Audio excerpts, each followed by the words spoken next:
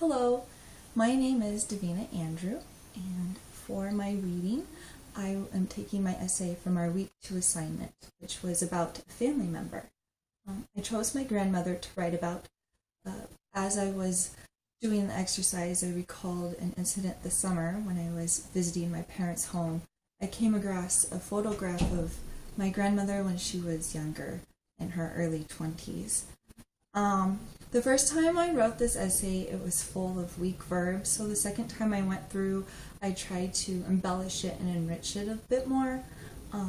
However, I wish we had more time. I would like to go through a third time to pull in the idea that our ancestors' history is all part of our history, and so my grandmother's experiences are just as much as a part of mine, and how it all influences us through the web of life. But this is what I have as of now. As I flipped through photos one afternoon at my parents' home, memories bubbled up from that place in the back of the mind. That place that contains the stories of our lives we often forget until the memories are aroused by an outside stimuli.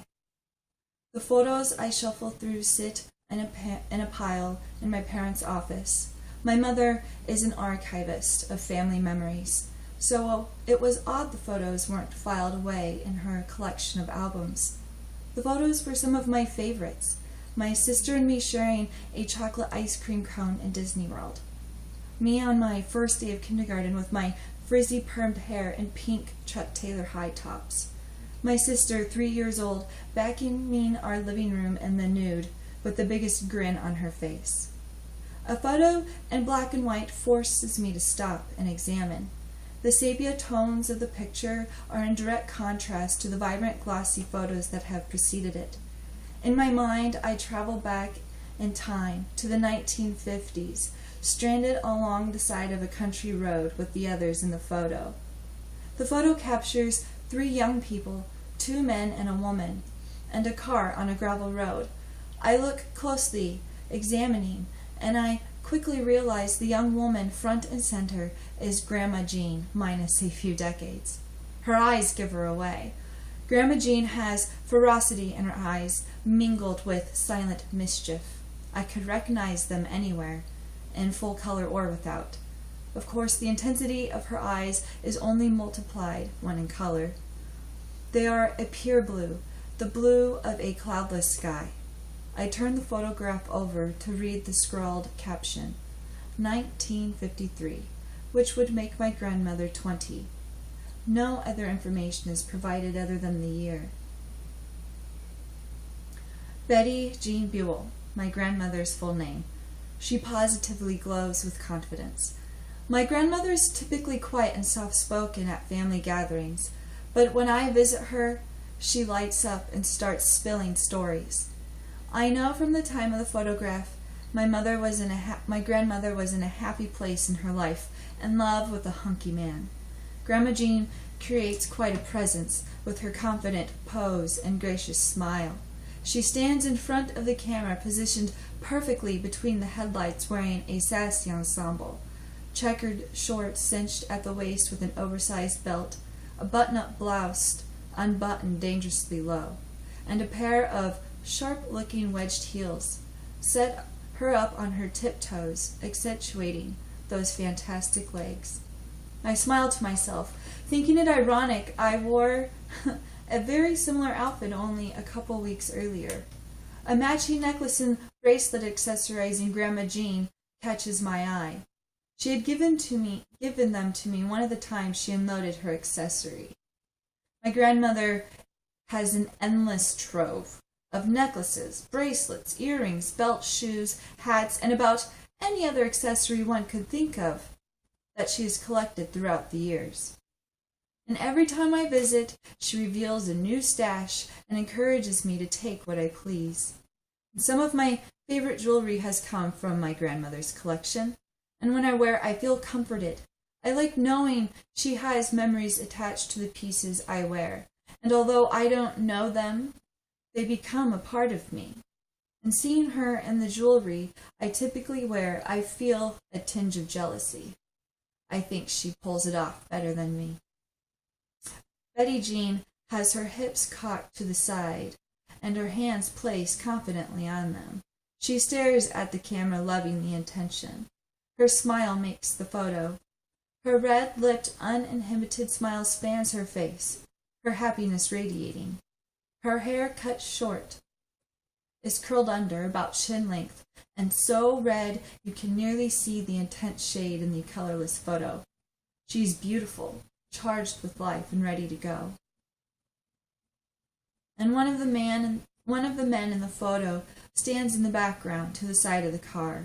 He smokes a cigarette with a pack rolled up in the sleeve of his white t-shirt. He wears blue jeans and has them cuffed slightly. His thick, dark hair slicked back, a stray lock swooped sexily out of place. He exudes a James Dean sexiness. I recognized the man as Keith, my grandmother's first husband, and the love of her life. He fits grandmother's description perfectly, and I can certainly see why she fell for him so fast. About a year ago, my uncle put old family film onto DVDs. One afternoon, I was watching the silent footage when a scene of Keith and Grandma flashed on the TV. There they were, probably the same summer of the photo, hand in hand, walking down to Sandy Beach. I don't think they knew anyone was watching. My grandmother throws her head back in laughter. I wonder what the joke is. Keith pulls in Jean by the waist, softly brushes away stray hairs the wind has blown across her face. And cupping her face, he gently kisses her, and she melts into him. The scene suddenly ends.